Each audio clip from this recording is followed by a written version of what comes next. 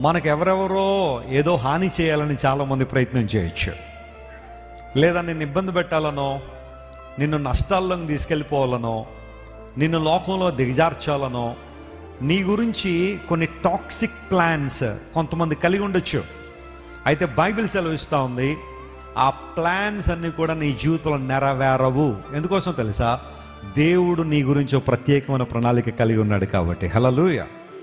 God has a wonderful plan for you and you don't have to be fear about any other plan.